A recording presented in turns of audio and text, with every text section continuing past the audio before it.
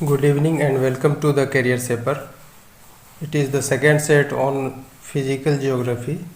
This sets 10 questions pertain upper air circulation, weather disturbances, clouds and precipitation.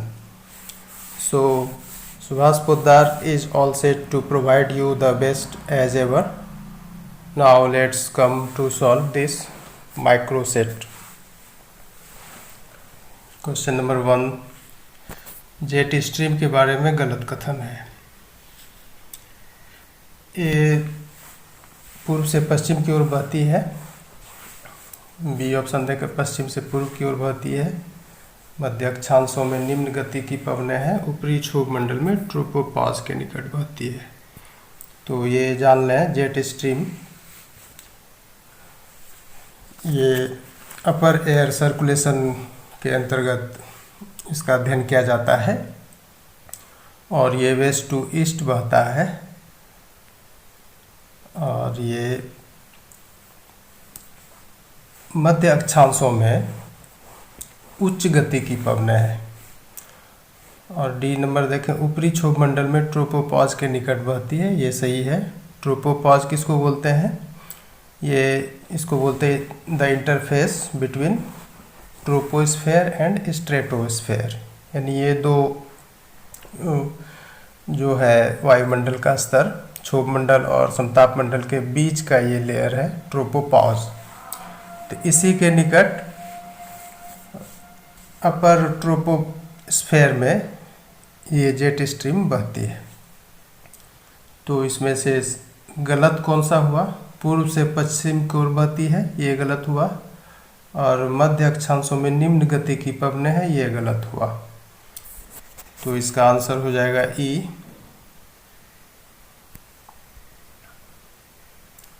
ए और सी incorrect हुआ।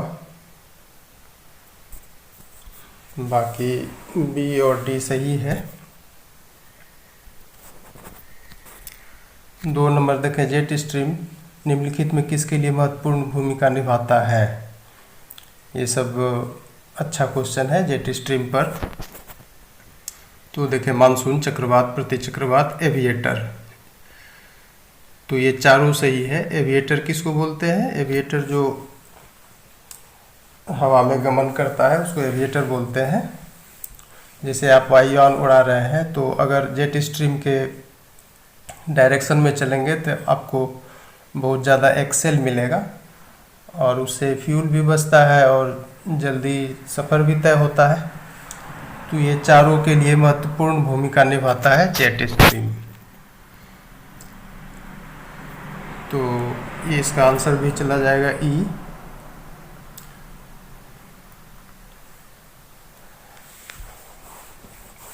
अब देखिए, jet stream के बारे में थोड़ी सी जानकारी ले लें। जेट स्ट्रीम तेज पवनों की ये संकीर्ण पट्टी है। नैरो मिंडियरिंग बैंड्स इसको बोलते हैं, संकीर्ण पट्टी को, जो पछुआ पवनों के साथ मिली होती है, उसमें एम्बेडेड होता है। ये जो वेस्टर्लीज होता है, ये अर्थ के चारों तरफ जो प्रिवेल करता है, विद्यमान रहता है, वेस्टर्ली जिसको पछुआ पवन बोलते हैं, उसके साथ ये एम्बेडेड रहता है, बिल्कुल मिला हुआ रहता है और इस तरह से धरती के चारों ओर ये घेरे रहता है। तो जेट स्ट्रीम इसी को बोलते हैं। अब देखें, वेदर, इसका रोल क्या है? ये वेदर फेनोमेना जो होता है, मौसम की घटनाएं, इसमें संभावित निर्माण और इसको स्टीयरिंग करना और इंटेंसिफाई करना, इसका काम है जेट स्ट्रीम का। तो समझ गए जेट स्ट्रीम क्या चीज़ होता है। अब देखें 3 नंबर, कोरियोलिस बल फोर्स, इसके बारे में क्वेश्चन है। ध्रुवों पर अधिकतम, ध्रुवों पर 0, भूमध्य रेखा पर अधिकतम, भूमध्य रेखा पर 0। अब सबसे पहले तो ये जान लें कोरियोलिस बल होता क्या है। ये एक डिफ्लेक्टिंग फोर्स है, विचलन पैदा करने वाला बल, जो पृथ्वी के अपने अक्ष पर रोटेट करने के कारण ये प्रोड्यूस होता है, डेवलप होता है। और फिर जब ऐसा डेवलपमेंट हो जाता है, विचलन पैदा हो जाता है, तो क्या होता है, ये विंड पैटर्न को थोड़ा चेंज करता है। इस बल के कारण ध्रुवों पर यानी पोल्स पर, साउथ पोल नॉर्थ पोल जो होता है उस पर ये बल अधिकतम होता है, और फिर इक्वेटर की तरफ उत्तरोत्तर घटते हुए ये शून्य हो जाता है इक्वेटर पर आके। पोल पर मैक्सिमम, इक्वेटर पर जीरो, ये बल होता है। तो ऑप्शन देखें, ध्रुवों पर अधिकतम ये सही है, ध्रुवों पर शून्य ये गलत हो गया, भूमध्य रेखा पर अधिकतम ये भी गलत हो गया, भूमध्य रेखा पर शून्य। तो अगर इस बल का आप थोड़ा सा इसके अबाउट पढ़ लेंगे तो ये ऑप्शन पकड़ में आ जाएगा। ए और डी सही है, इसका भी आंसर ई चला जाएगा। ए और डी सही है। 4 नंबर देखें,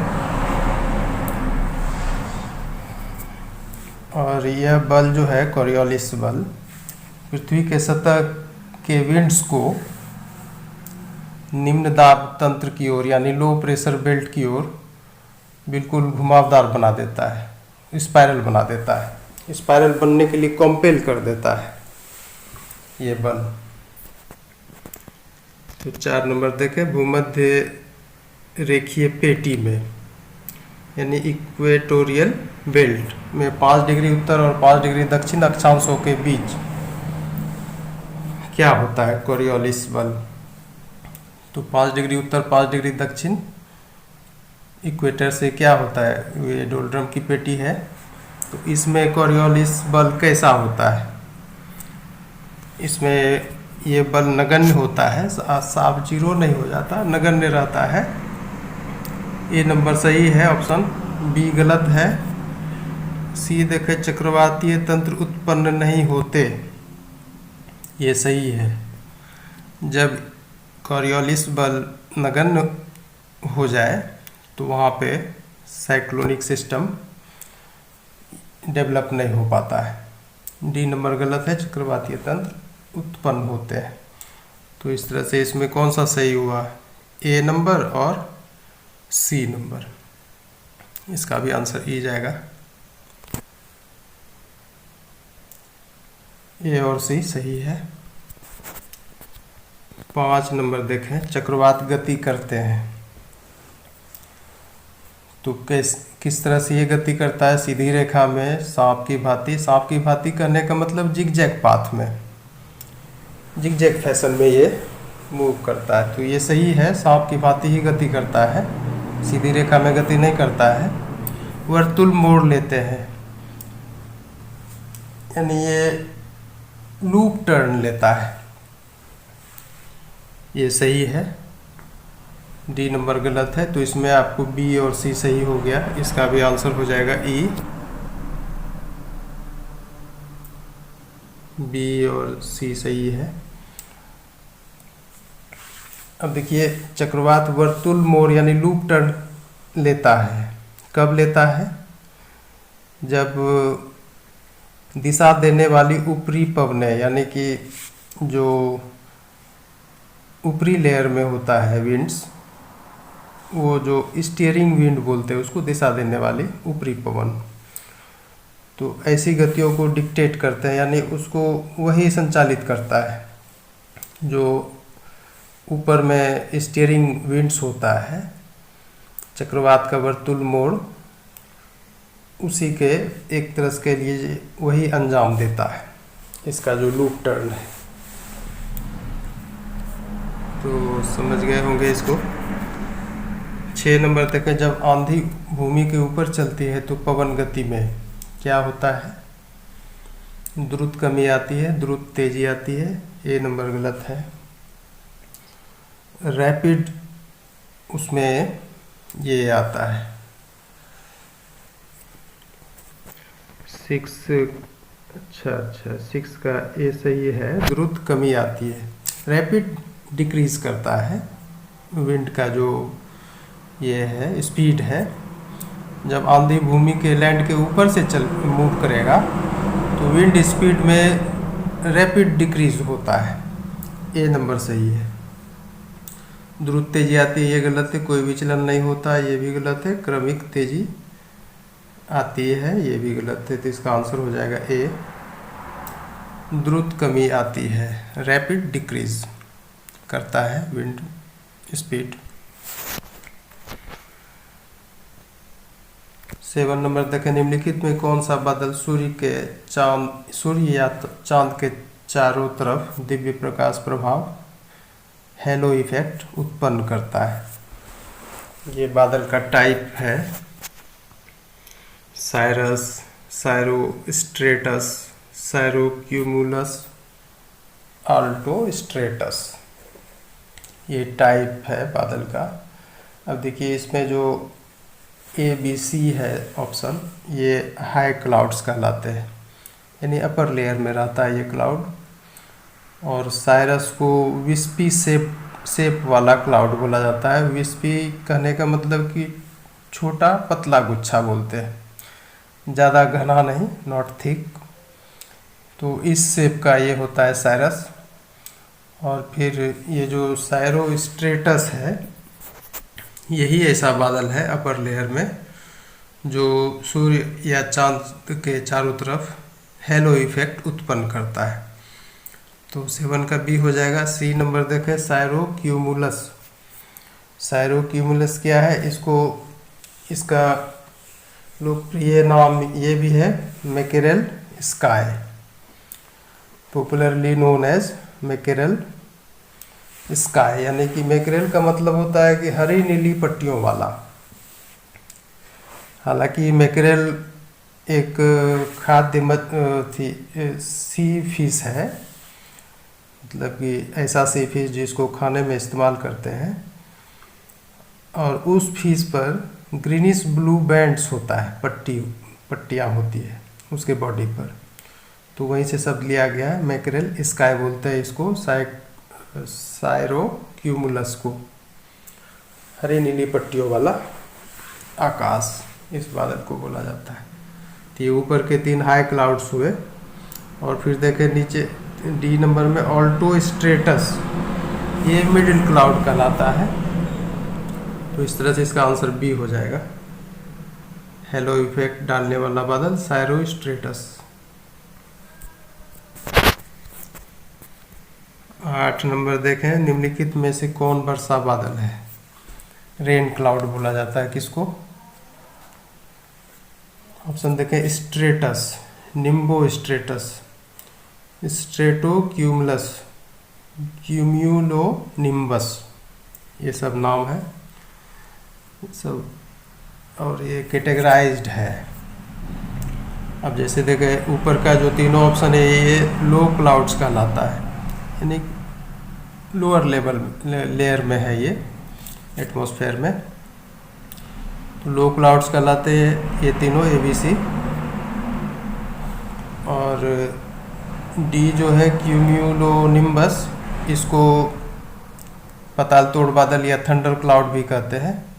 इससे हैवी प्रेसिपिटेशन यानी वर्षापात और थंडर स्टॉर्म आता है। तो वर्षा बादल इसमें से कौन हुआ? Nimbo स्ट्रेटस, B number.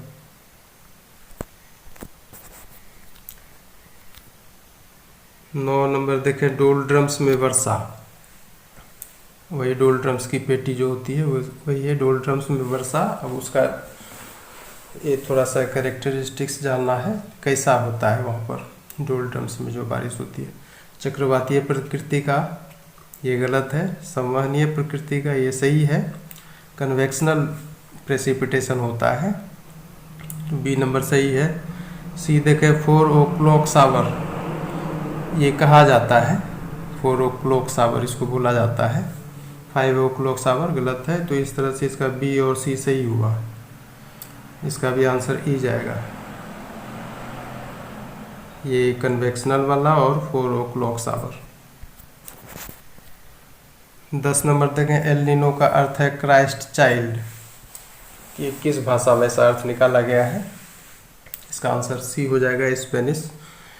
ऐसा इसलिए हुआ कि स्पेन में क्रिसमस के आसपास प्रत्येक वर्ष इसका प्रभाव दिखता है एल नीनो का, इसलिए इसका नाम क्राइस्ट चाइल्ड रखा गया है स्पेनिश में। तो इसका सी हो जाएगा आंसर।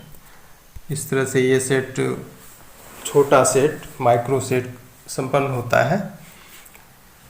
आगे फिर इस तरह का बहुत सारा सेट लाया जाएगा, आप इसको पढ़ें। ये सारे 10 के 10 क्वेश्चन बहुत ही, क्या कह रहे हैं, ये सुपरहिट क्वेश्चन सब है ये सब, आप इसको देख लें। तब तक के लिए गुड नाइट।